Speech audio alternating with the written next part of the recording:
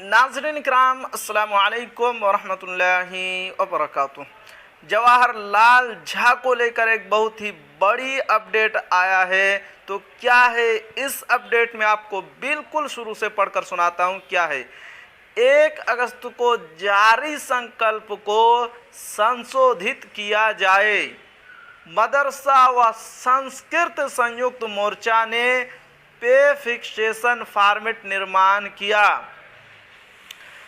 आली बिहार मदरसा संस्कृत संयुक्त मोर्चा बिहार ने पूरे राज्य के संस्कृत व मदरसा के वैसे शिक्षकों व पूर्व शिक्षकों के लिए आह्वान किया है जिन्हें उच्च न्यायालय के आदेश के बाद पुनरीक्षित वेतनमान मिलना है।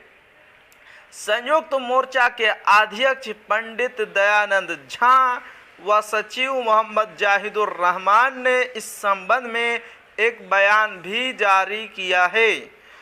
उन्होंने कहा है कि जवाहरलाल झा की ओर से उच्च न्यायालय में दायर MJC नंबर 1059/15 में पारित न्यायाधीश के आलोक में मदरसा संस्कृत स्कूलों के शिक्षेतर कर्मियों को 1 जनवरी 1986, 1 जनवरी 1996 व 1 जनवरी 2006 के आधार पर अंतर वेतन भुगतान करना है।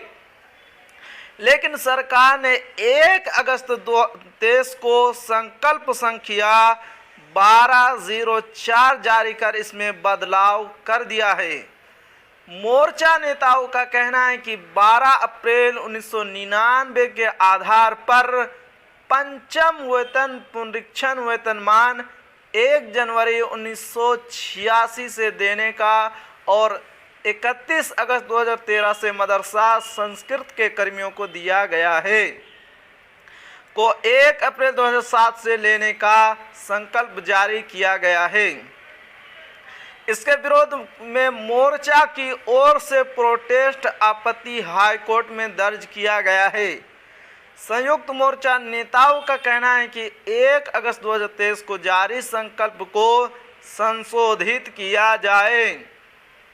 उन्होंने पूरे बिहार के संस्कृत व मदरसा शिक्षकों से अपील किया है कि मदरसा और संस्कृत संयुक्त मोर्चा की तरफ से पे फिक्सेशन फॉर्मेट का निर्माण किया गया है।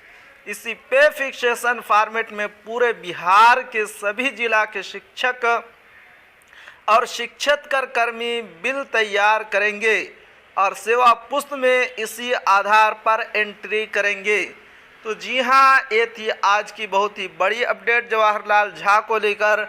आखिर में आपसे एक छोटी सी गुजारिश है कि अगर आप हमारे चैनल पर नए हैं तो हमारे चैनल को ज़रूर सब्सक्राइब कीजिए और बेल आइकन के घंटे को भी ज़रूर दबा दीजिए, क्योंकि मैं आपके लिए इसी तरह की खबरें लेकर आता रहता हूँ।